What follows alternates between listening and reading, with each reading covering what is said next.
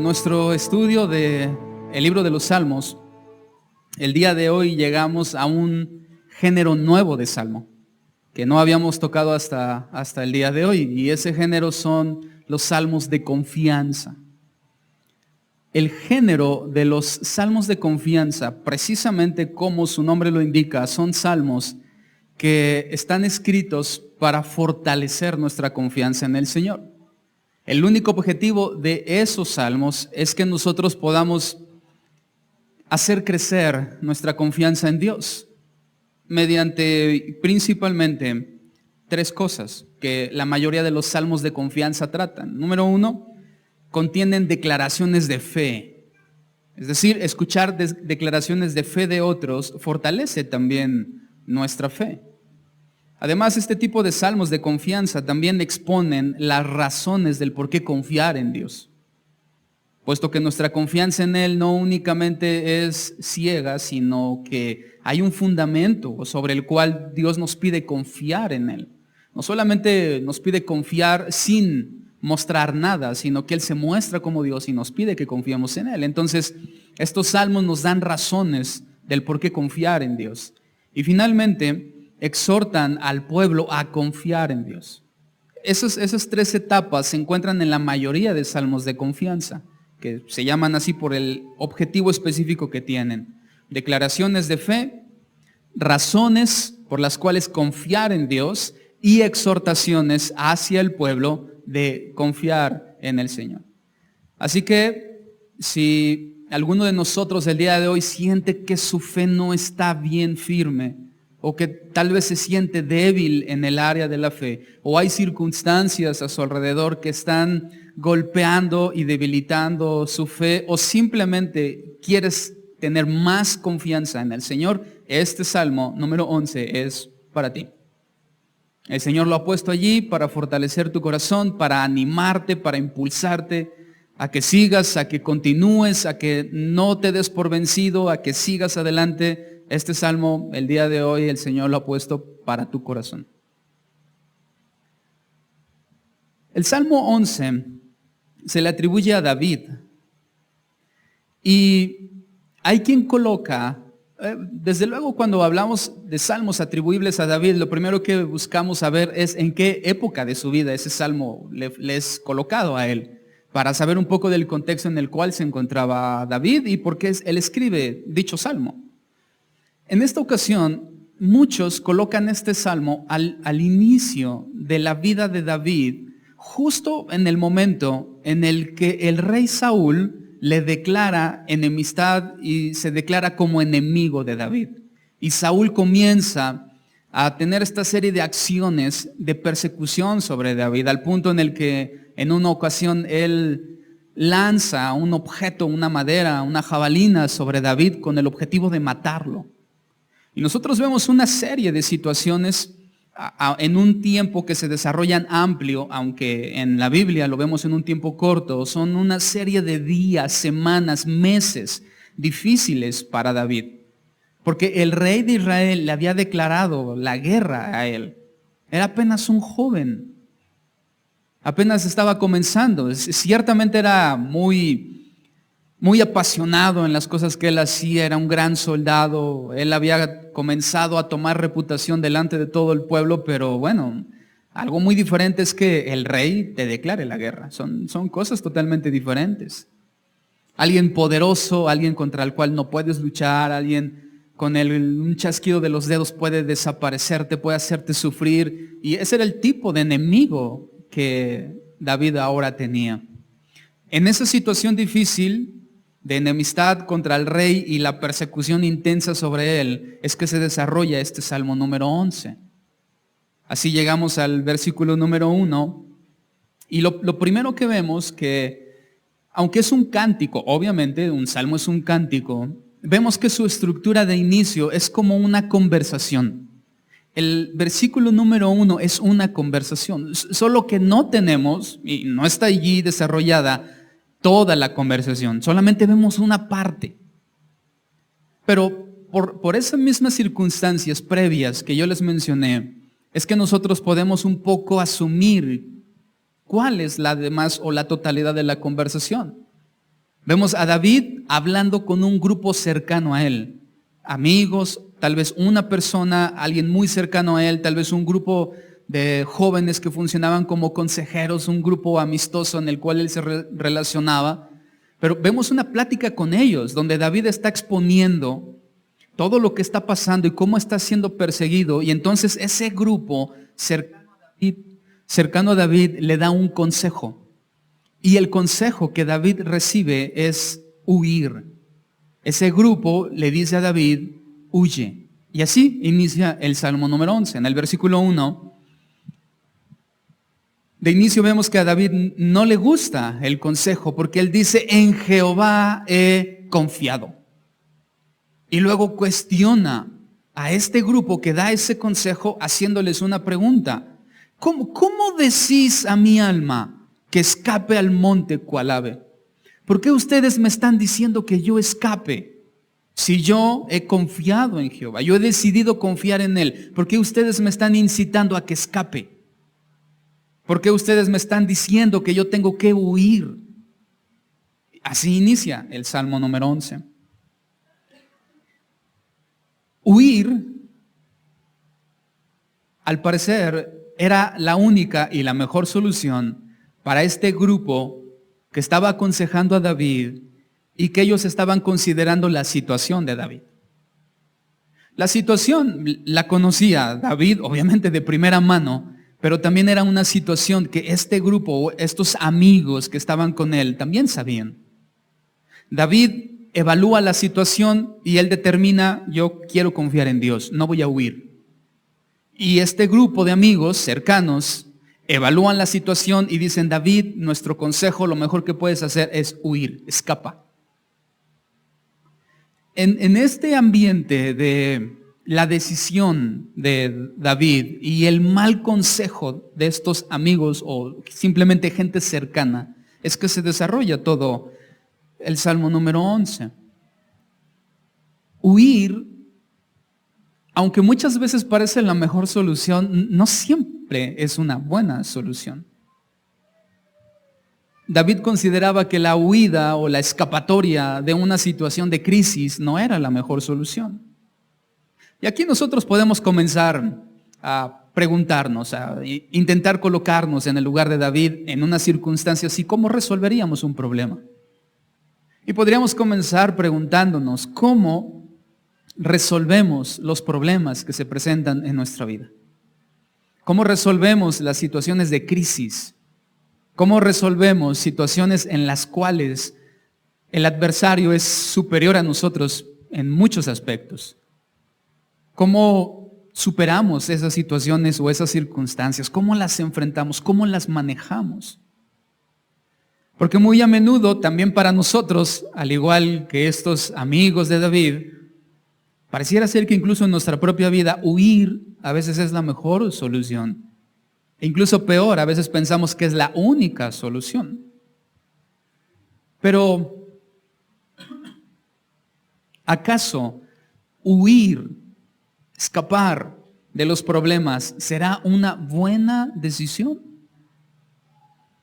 En esos tiempos de crisis que enfrentamos, tomar la opción de escapar como ave al monte, ¿será una buena decisión? ¿O será una mejor decisión quedarnos, afirmarnos y enfrentar la crisis y enfrentar y asumir las consecuencias? Bueno, a lo largo de la Biblia nosotros vemos ejemplos de personajes que se encontraron en los dos puntos o extremos de una situación de crisis. Por ejemplo, vemos a Moisés, en el cual en una situación de crisis, él de inicio reacciona mal y usa su fuerza y sus brazos para ejercer justicia y él termina matando a un egipcio. Luego en la culpabilidad de su corazón, él hace un hoyo en la arena y entierra su pecado allí. Y como él mismo se da cuenta que eso no lo va a solucionar, entonces él huye 40 años en la tierra de Madián. Él vive como un prófugo de la justicia durante 40 años. Moisés huyó. Después, más adelante en el Antiguo Testamento tenemos como por ejemplo a Jefté, que de la misma forma en una situación complicada con sus hermanos, que eran hijos de otra mujer, pero del mismo papá, comienzan a presionar a Jefté de manera que él no sabe cómo reaccionar ante ese tipo de problemas familiares. Y entonces Jefté toma la decisión de huir. Y cuando él huye, en esa condición de huida, él comienza a relacionarse al lado de hombres ociosos, de hombres malos. Incluso hay traducciones que dicen que Jefté se relacionó con bandoleros y comenzó a robar, imagínate. Más adelante todavía encontramos otro ejemplo de una pareja, un matrimonio que huye ante una situación de crisis económica, como lo es Elimelec y Noemí. Cuando ellos estaban viviendo en Belén, la crisis económica viene, una devaluación de su moneda israelita. Viene una gran escasez y entonces ellos deciden huir. Y cuando ellos huyen, van a dar a una tierra abundante, próspera, verde y fructífera llamada Moab. Y ya nosotros sabemos cómo termina la historia, ¿no? Elimelec muere y sus 2 hijos mueren. Además de que sus hijos se relacionaron con sacerdotisas moabitas. El problema con escapar de los problemas es que la huida nunca ha solucionado nada. La huida no soluciona nada. La huida simplemente pospone las consecuencias y en la mayoría de los casos agrava las consecuencias, pero nunca las arregla, nunca las soluciona. Por el contrario, incluso juega en nuestra contra porque comienza a debilitar nuestra fe. Y por si fuera poco, suelen nublar o confundir nuestro entendimiento, como sucedió con Elimelec y Noemí, como sucedió con Jefté. Que en esa huida y la nube sobre su entendimiento se relacionan con hombres malos o se relacionan con los moabitas o permiten que sus hijos se relacionen íntimamente con mujeres moabitas. El entendimiento se oscurece. Desde tiempos antiguos, la huida en tiempos de crisis siempre han estado relacionadas con 2 cosas, con 2 palabras. Número 1, cobardía. Y número 2, desconfianza. Siempre ha sido así. No estamos hablando de pueblos con temor de Dios, estamos hablando del ser humano. Siempre en tiempos de crisis, cuando gente huye y abandona, se relaciona con, número 1, cobardía y número 2, desesperanza. La cobardía y la desesperanza son malos consejeros en tiempo de crisis, porque nos van a impulsar siempre a huir. Y si algo sabemos de la cobardía y de la desesperanza, porque la Biblia habla acerca de la cobardía y habla acerca de la desconfianza también, y si algo sabemos de ellas, es que se contagian, son contagiosas. El miedo es contagioso y la desesperanza es sumamente contagiosa. Si no, veamos, ¿recuerdan esa escena cuando los espías enviados por Moisés van a observar la tierra y ellos se atemorizan? Tienen desconfianza de enfrentar a ese tipo de enemigos y cuando regresan, temerosos y desconfiados, comienzan a contar lo que ellos vieron y luego el pueblo también tenía miedo y el pueblo también ya había desconfiado. El temor y la desconfianza, o la cobardía y la desconfianza, se contagian de forma muy rápida. Además de que inhiben la fe, opacan la fe. De la misma forma que vemos cómo la cobardía y la desconfianza inhibieron la fe de Aarón. Y no pudo mantenerse firme y recto e íntegro delante del pueblo, sino que él cedió y les hizo un becerro de oro. Un becerro de fundición. La cobardía y la desesperanza nos lleva también a hacer lo que no queremos hacer. Veamos a Pedro, que en un momento de temor, de cobardía y de desesperanza, negó a su maestro. Y fue llevado a hacer lo que él no quería hacer. Unas horas antes él había confesado, aunque todos te dejaren, yo no te voy a abandonar. Él no quería abandonar al Señor. Pero en crisis, Teniendo como compañía a la cobardía y a la desesperanza, él hizo lo que no quería hacer.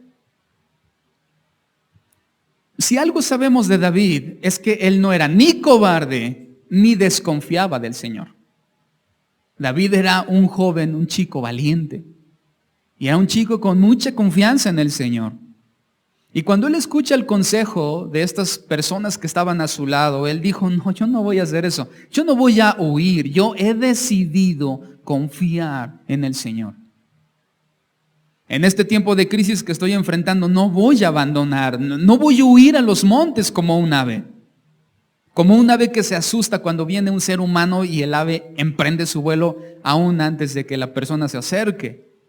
David dice, yo no voy a huir, yo me voy a quedar y voy a confiar en el Señor en este tiempo de crisis.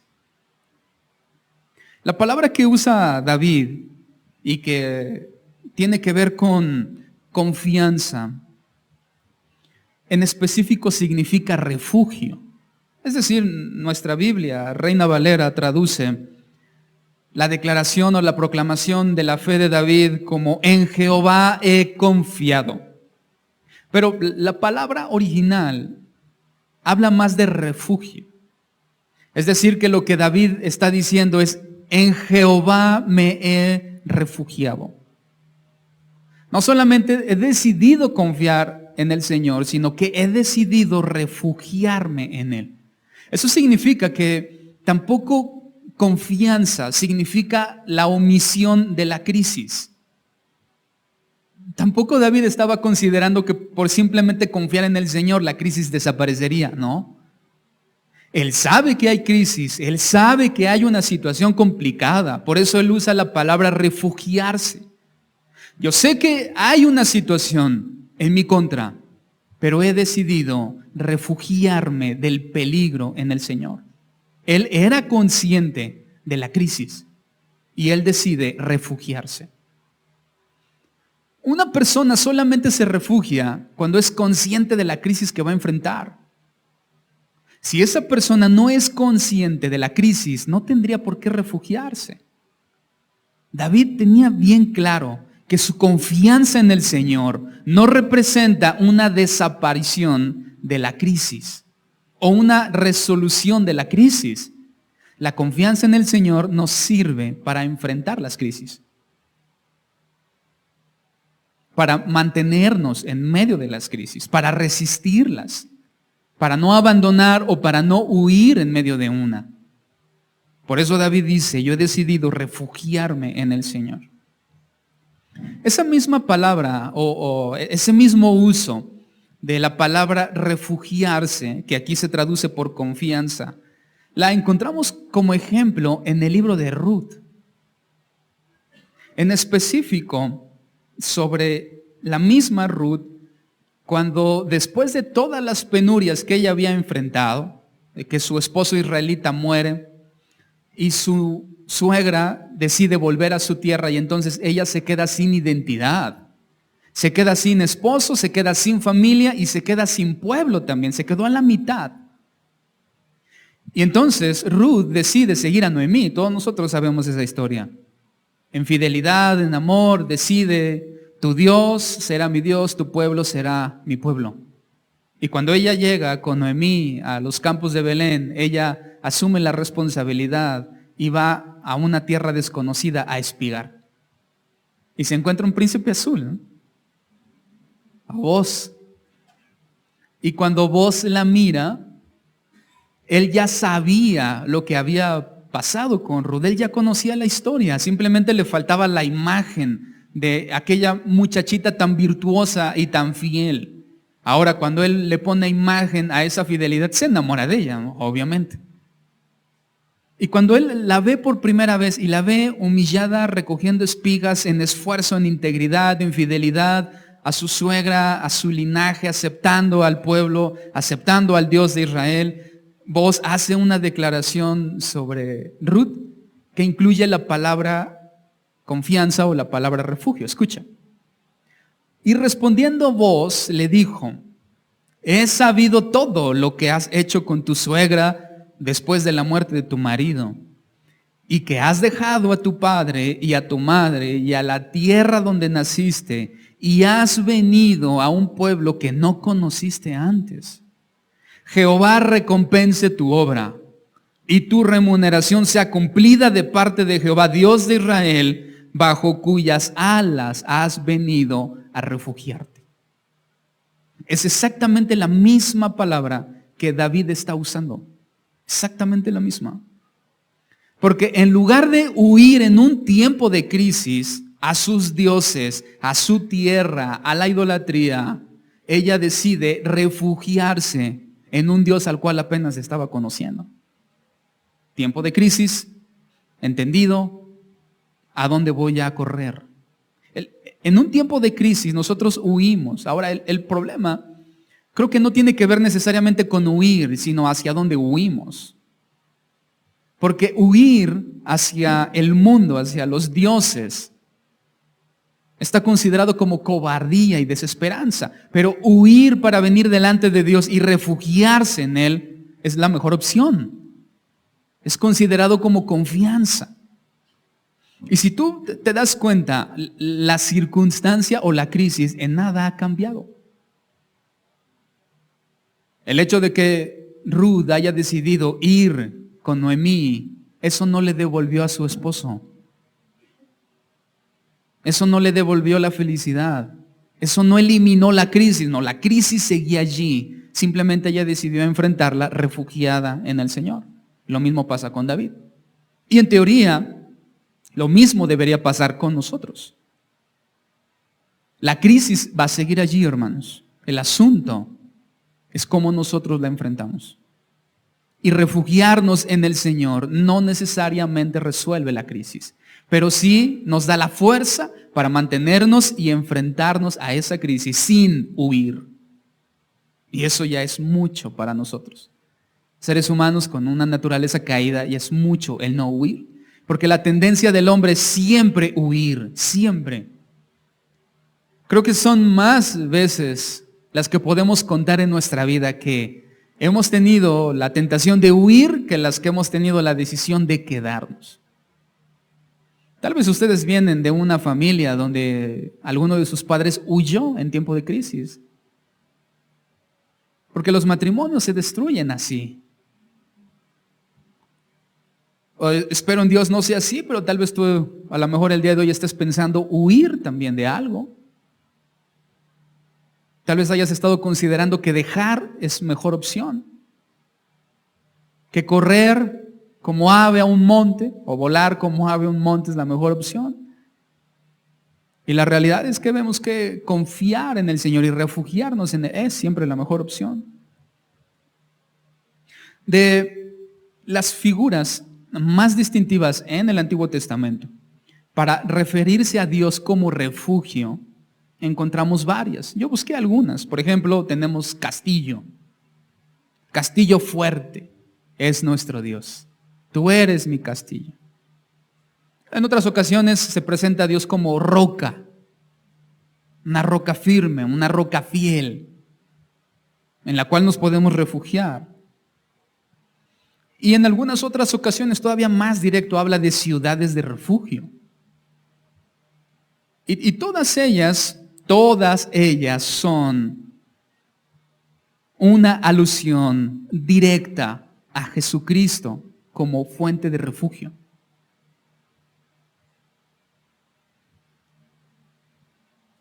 Nosotros vemos en Jesús el cumplimiento de la promesa de Dios de refugio sobre su pueblo. Cuando hablamos de refugio nos referimos a Jesucristo, porque Jesucristo para nosotros es la personificación del refugio de Dios. Porque no tenemos un castillo al cual huir, no tenemos una ciudad de refugio a la cual escapar, tenemos a Cristo. Para que en tiempos de crisis yo pueda ir a Él. Yo pueda entrar en Él, refugiarme en Él y encontrar paz, encontrar seguridad, encontrar firmeza, porque Jesús es refugio para su iglesia. Jesucristo, al ser la personificación del refugio de Dios tangible en nuestras emociones, para nosotros y en nuestro corazón, Él se vuelve un refugio fiel e impenetrable. Nada nos sucederá estando en Él. Nadie nos arrebatará de su mano, hermanos. Él es un refugio fiel e impenetrable para tiempos de angustia. Hacia la cruz, hacia un hombre sufriente, inocente, hecho culpable por nosotros, es hacia donde nosotros debemos de huir en tiempos de crisis. A la cruz, a Cristo. No debemos de huir de Él, sino debemos huir hacia Él. Y allá a veces es donde el GPS o la brújula nos falla. Porque en el miedo y la desesperanza simplemente corremos sin darnos cuenta hacia dónde estamos yendo. Si hacemos un poco de memoria en nuestras vidas, en los momentos en los cuales la crisis ha surgido y necesitamos correr, casi siempre corremos hacia donde caiga, hacia donde sea. No lo consideramos bien. Por ejemplo, nosotros, Puebla, estamos ubicados en una zona un tanto sísmica, por decirlo de una forma. Y en tiempos de sismos, cuando viene la crisis y el miedo y la desesperanza y la tierra se mueve, la gente corre para donde sea. Pero nosotros vemos que en las paredes hay señales que nos guían y nos ayudan y nos dice ruta de evacuación. Es decir, amigo, cuando tengas miedo y corras, y ciertamente vas a querer correr, corre en esa dirección, no corras al lado opuesto.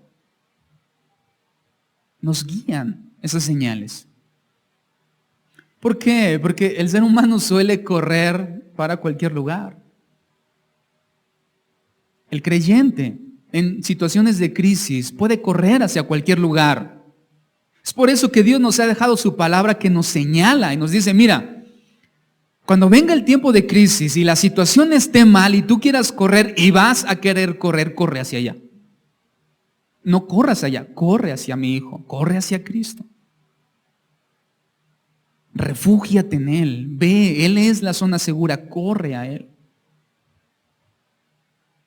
Porque el miedo va a estar allí, hermanos. Pero su palabra también, su espíritu también, que nos va a guiar hacia Cristo. Así que en esos tiempos difíciles, cuando seguramente quieras huir, huye a refugiarte en el Hijo de Dios. Ahí encontrarás consuelo y seguridad verdaderamente. Verso 2 y versículo 3. Porque he aquí, y David habla un poco acerca de la condición que él estaba enfrentando, y aquí ya no solamente tiene que ver con Saúl, sino que tiene que ver con la condición del justo. David dice, porque aquí los malos tienden el arco, disponen sus saetas sobre la cuerda para asatear en oculto a los rectos de corazón. Para atravesar en lo oculto a los rectos de corazón. Si fueren destruidos los fundamentos, ¿qué ha de hacer el justo? Y aquí, de inicio, parecería que David nos está presentando una perspectiva desalentadora. Pero no es así. Simplemente David está siendo realista. Hay una gran diferencia entre ser pesimista a ser realista. El pesimista normalmente es fatalista, él va a creer que todo va a surgir mal y va a ser fatal. Pero el realista evalúa y asume los riesgos verdaderos que hay. Entonces aquí David no está siendo ni pesimista ni fatalista, él está siendo realista.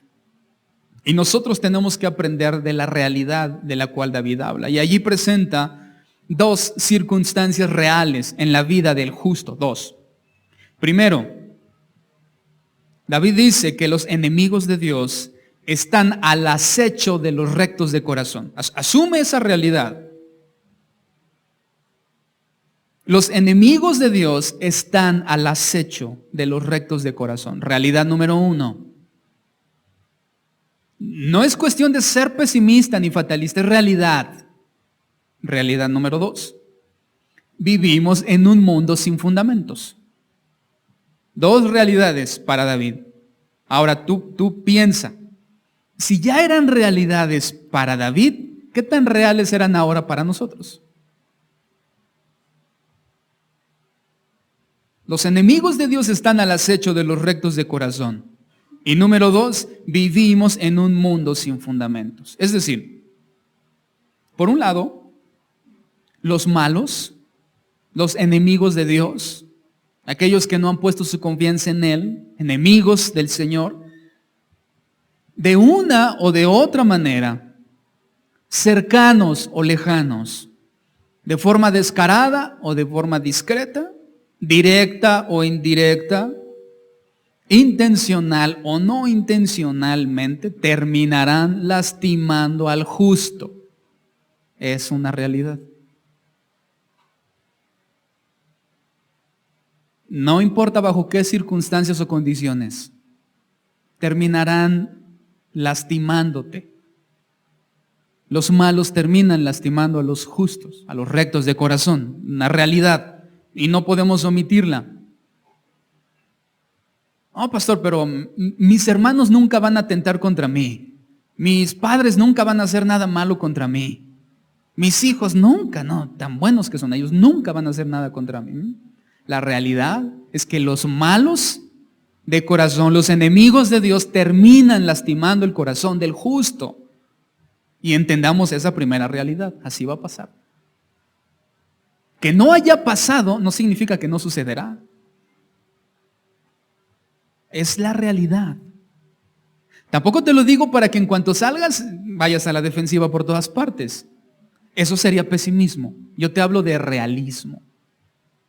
Que tú entiendas la realidad de las circunstancias de una oveja que camina entre lobos y que no es cuestión de perspectiva, es realidad. Por otro lado, la segunda realidad es que vivimos en un mundo sin fundamentos. Esa palabra fundamentos tiene que ver con ley y orden. Incluso hay algunas traducciones que ya lo establecen así. Traducen como ley y orden. Si fuere destruido la ley y el orden, ¿qué ha de hacer el justo? Es una buena pregunta para nosotros. Si vivimos en un mundo sin fundamento, entonces ¿cómo vamos a vivir allí? Si vivimos en un mundo sin ley, sin orden, ¿cuál es entonces la acción que nosotros debemos ejecutar en ese mundo en caos? Lo que David está describiendo es un mundo en caos. Y si ya estaba así desde su tiempo, yo no creo que después de tantos años haya mejorado, sino lo más seguro es que haya empeorado. Es decir, que el caos, la falta de orden y la falta de ley que el día de hoy nosotros vemos es peor que la que David había visto. Y si él consideraba que su mundo era un caos, nuestro mundo es un caos mayor. Yo creo que habría muchas cosas que matarían a David que nosotros hoy vemos todos los días.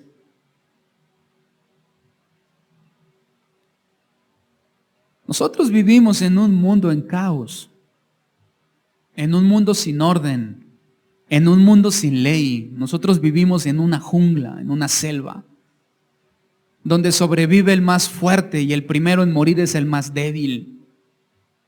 Vivimos en ese mundo. Nosotros vivimos en un mundo no apto para cristianos.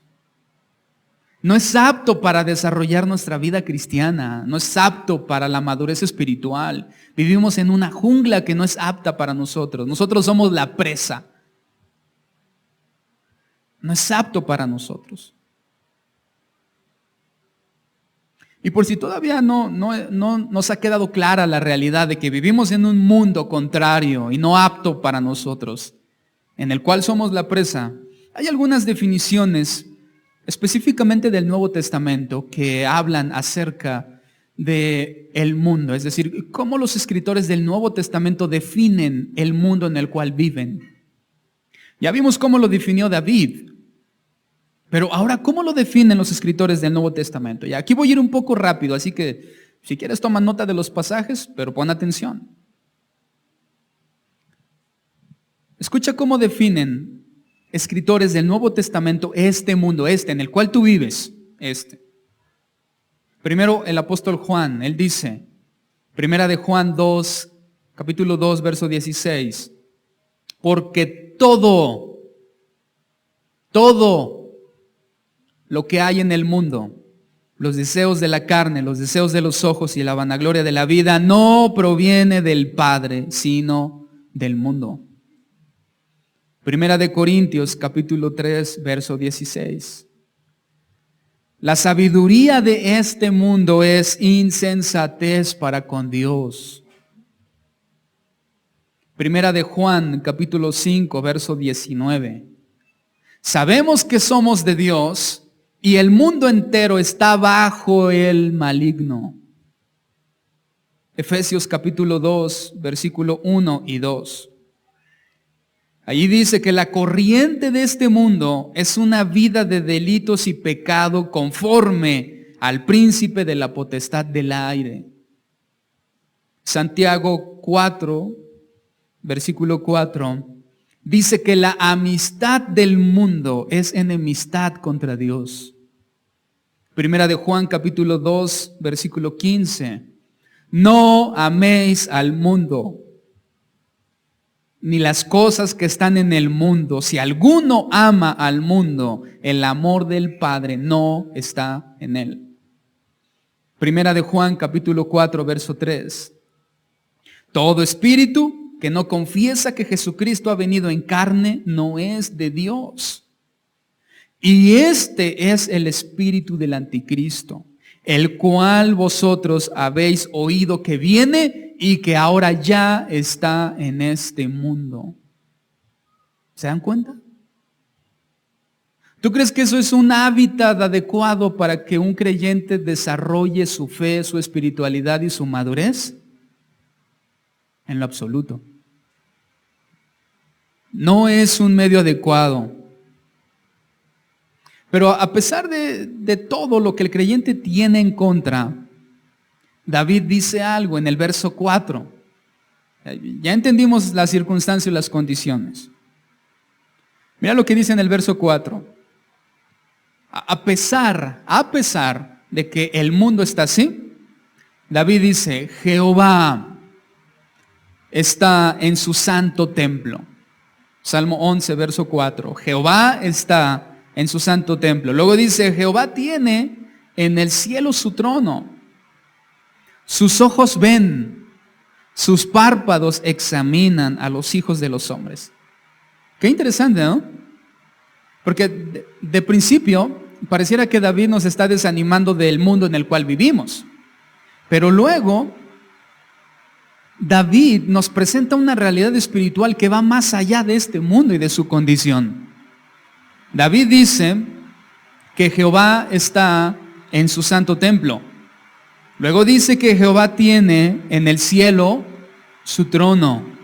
Y luego dice, escucha, sus ojos, ¿qué? Ven, sus párpados examinan a los hijos de los hombres. Aquí vemos plasmada una figura retórica que es muy interesante. Una figura retórica son formas poéticas en cómo se pueden expresar algunas cosas. Esta figura retórica, aunque suena rara, no es tan rara y suena como antropomorfismo. O sea, suena muy raro, ¿no? No sé, pero suena algo deformado, puedes decir. Antropomorfismo. Bueno, esa figura en específico, lo único que hace es atribuirle a Dios características propias de los hombres. Es decir, como ojos, rostros, manos, pies, etcétera, etcétera, etcétera. Ahora, ¿eso significa que Dios tiene ojos y párpados y dedos y uñas y pies como nosotros? No, es una figura retórica, una figura poética. Eso significa que detrás de esa figura poética hay una verdad, que el salmista simplemente decidió expresarla de una forma más rica, de una forma más agradable al oído, pero la verdad está allí. Tú puedes, por ejemplo, porque algunos se quedaron con cara como no sé qué dijo. Tú puedes decirle a tu esposa, esposa, me gustas. Eso no te hace un poeta. Sin embargo, tú puedes expresarle me gustas de una forma más poética. Cuando veo tus ojos en la mañana, ¿no?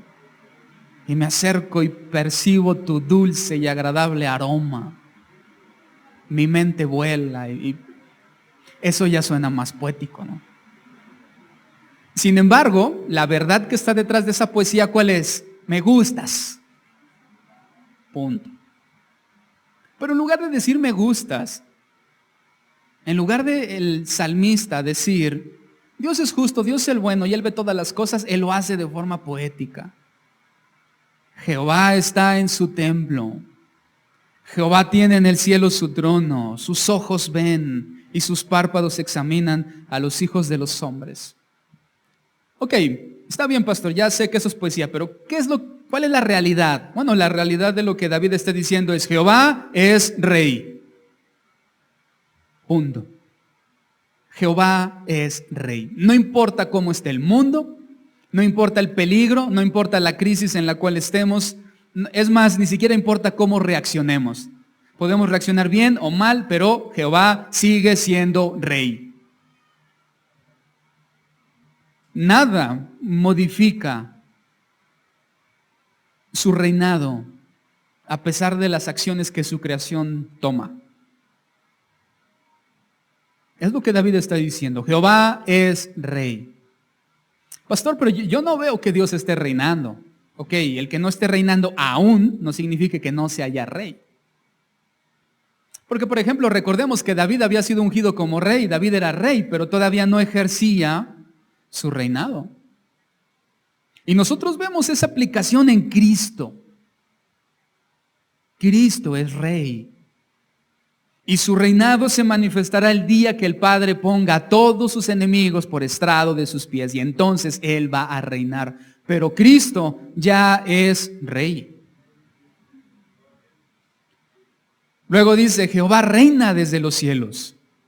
Eso es muy importante porque David no está diciendo que Jehová es igual a cualquier otro rey humano.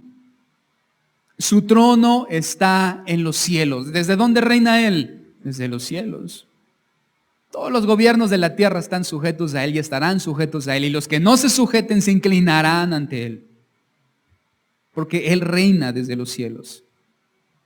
De manera que ahora nosotros vivimos en un reino temporal que ni siquiera nos pertenece. Por eso la Biblia nos llama, nos describe como extranjeros y peregrinos. Porque tenemos que vivir sometidos a un reino el cual no tiene nada que ver con nuestro rey. Pero tenemos que estar aquí temporalmente hasta que Él manifieste su reino y entonces Él gobierne. Y los papeles se van a invertir. Los que creen que ahora gobiernan serán humillados y los que ahora somos humillados gobernaremos.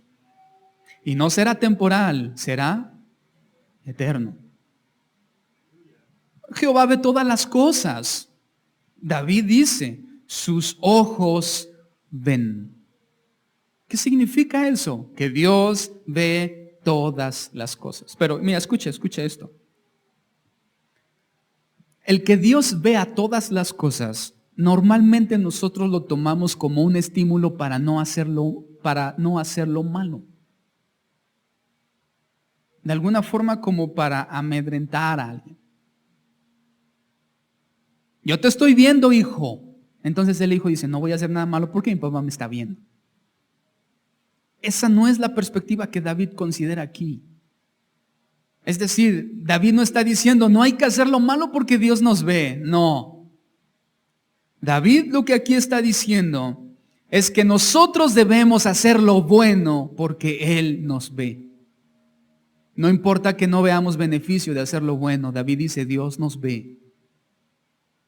De manera que la omnisciencia de Dios no debe de ser un estímulo para no hacer lo malo, sino un estímulo para hacer lo bueno, aunque no haya provecho de eso aquí en esta tierra.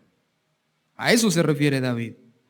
Y pocas cosas estimulan tanto a un hijo como saber que su padre lo observa.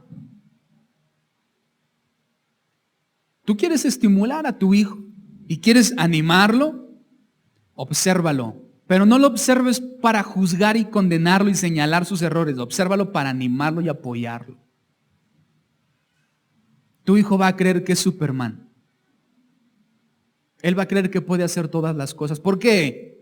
Simplemente porque papá lo apoya. Porque papá lo está viendo. Miren, por eso, bueno, no sé si sea por eso, yo asumo que sí, ¿no? Pero por eso todas las películas que hablan de disfunción familiar o de problemas entre padres y hijos, incluye hijos haciendo una actividad que los padres no están viendo. Observa. El papá que no va al baile de la niña cuando está en ballet. El papá que no va cuando su hijo va a su solo de violín. El papá que no está cuando su hijo va a correr los 100 metros. El papá que nunca estuvo cuando su hijo practicó natación e iba a competir. Siempre el mundo nos presenta escenas disfuncionales cuando padres no observan a sus hijos. Y todavía es peor padres que observan pero juzgan. Eres un perdedor. ¿Para esto me trajiste? ¿Para esto? Mejor nos hubiéramos quedado en la casa. Te dije que hicieras eso, te dije que no servías para nada. Todavía eso es peor. Ahora, la contraparte bondadosa y misericordiosa es de un padre que está allí siempre, aunque su hijo fracase, y lo apoya, lo estimula. Ese hijo se siente animado a seguir. Bueno, esa tercera imagen que yo te planteé es la de Dios con nosotros. Y es la que David trae cuando él dice, sus ojos ven. David está diciendo, yo sé que mi padre me mira. No importa que Saúl me persiga, no importa que yo esté huyendo, no importa, yo sé que Dios me está viendo. Y como Él me está viendo, yo sé que debo de hacerlo bien. Pero aún va más allá. Y es como si David estuviera diciendo, y aún así si fracaso, Dios va a estar conmigo. Jehová conoce todas las cosas. Eso significa que Dios no solamente conoce nuestros conflictos, sino también sabe nuestros anhelos. Él conoce nuestras luchas. Él ve en nosotros los esfuerzos que hacemos y la gran desilusión en nosotros cuando no logramos hacerlas. Él ve cada esfuerzo que hacemos por agradarle, las convicciones que tenemos y lo mal que nos sentimos cuando fallamos. Él conoce todo eso.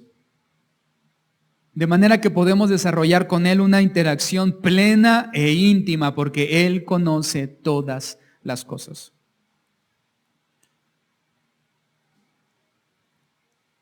Su omnisciencia no debe ser vista como una amenaza a nuestra libertad, sino más bien como una promesa acerca de nuestra seguridad en Él. Su omnipresencia, considerar incluso palabras de algún salmista o profeta cuando él decía, ¿a dónde voy a escapar de ti? Si a donde quiera que yo voy, ahí estás tú. No veamos eso como una amenaza a nuestra seguridad. No puedo hacer nada si todo. No. No tiene que ver con una amenaza a nuestra seguridad, sino con una promesa de seguridad. No lo veas en cuanto a que no eres libre para hacer lo que quieras. Velo en cuanto a que estás seguro haciendo lo que Dios quiere. Verso 5 al 7. Jehová prueba al justo. ¿Cuántos dirían amén a eso? Jehová prueba al justo.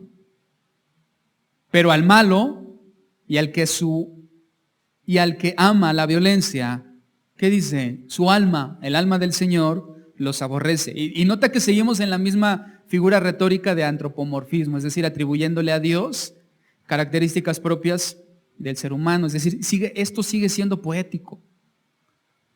Sobre los malos hará llover calamidades, fuego, azufre y viento abrasador será la porción del cáliz de ellos. Porque Jehová es justo y ama la justicia, el hombre recto mirará su rostro. Hay algo interesante en estos 3 últimos pasajes, que yo descubrí hasta el final, pero que yo se los voy a decir al inicio. David en este salmo, o en específico en esta última parte, él menciona o asume, está implícito allí, que la justicia de Dios le va a pagar a cada cual conforme le corresponde. Hay un pago y Dios es justo. Por lo tanto, como es justo, Él va a dar el pago merecido. Porque Dios examinará no solo al malo, sino también al justo. Eso es una buena noticia para nosotros, pero una mala noticia para el malo. Porque recibir un pago de acuerdo a lo que hago es una buena noticia para el trabajador y esforzado, pero es una muy mala noticia para el holgazán y el flojo.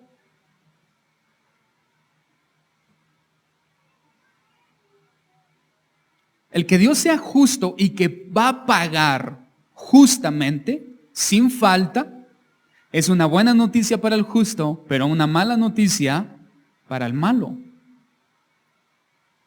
Y en ese sentido, David nos expresa promesas hechas para el malo y promesas hechas para el justo. Ahora, ¿de qué fue de lo que me di cuenta? Que aquí hay más promesas para el malo, pero solamente una promesa para el bueno. Es decir, al malo Dios le promete muchas cosas y al bueno solamente le promete una. Ahora, no te dejes llevar por la cantidad. No te extravíes, no te dejes llevar por la cantidad. No siempre 4 es mejor que 1.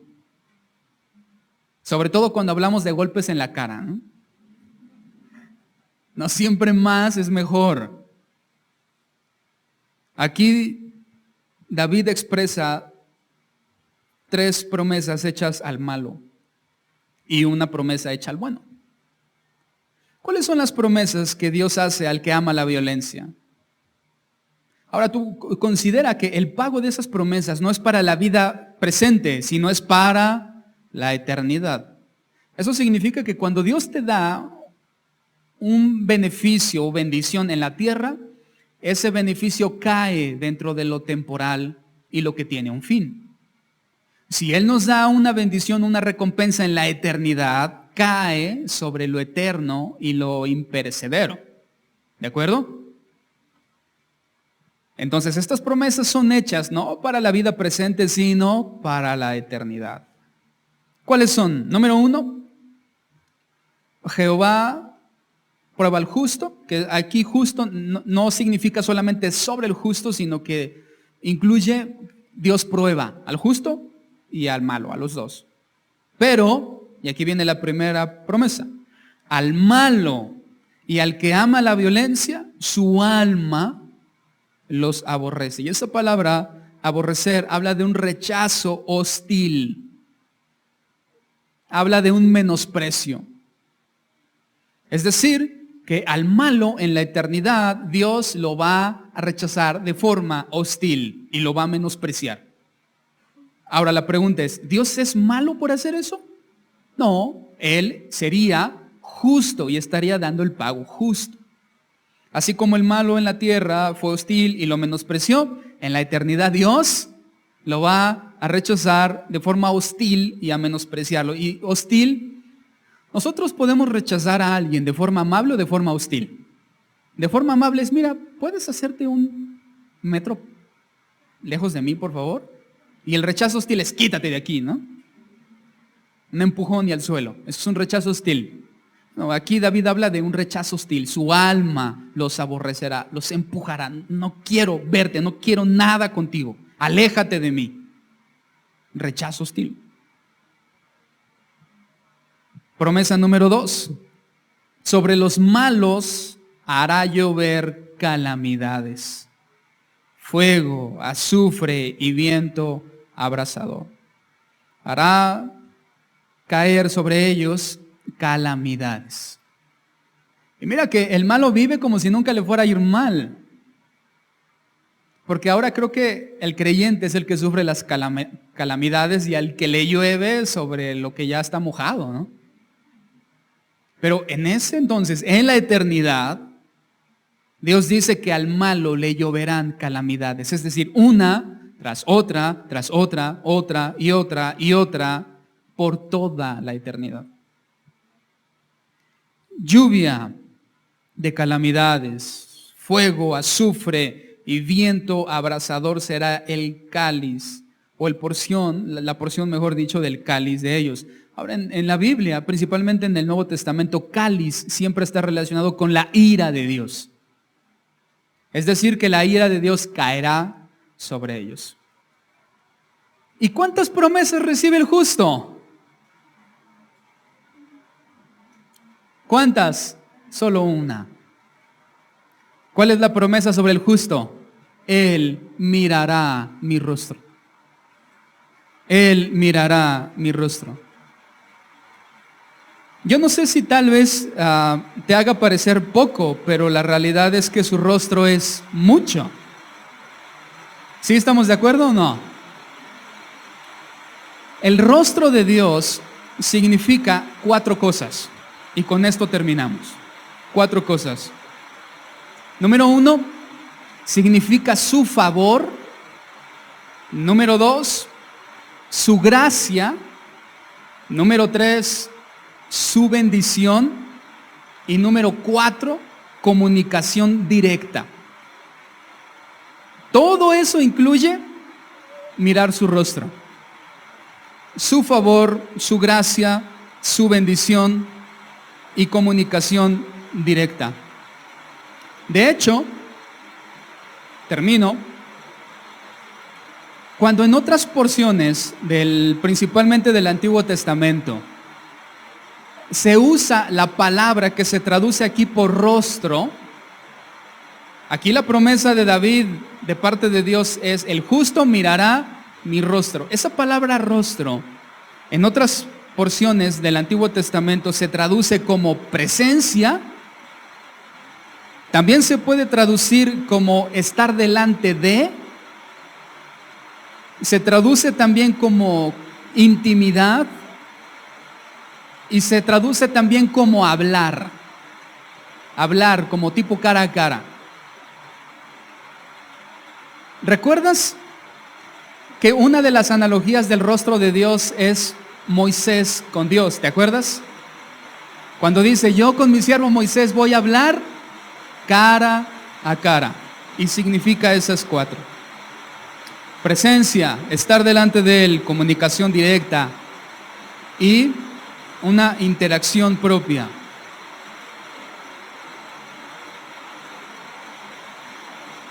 Piensa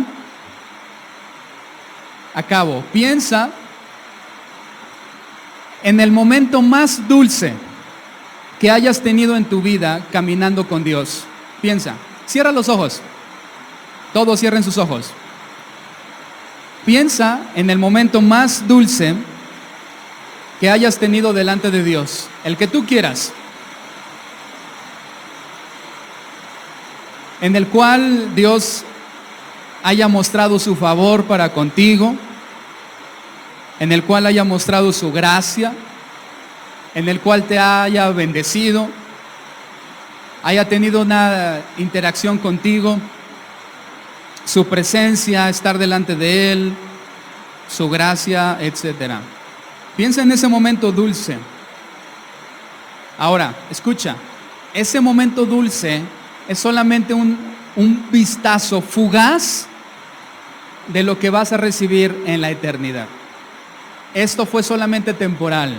En la eternidad Dios promete que nosotros vamos a mirar su rostro por siempre. No solamente en un momento fugaz, lo vamos a mirar por siempre.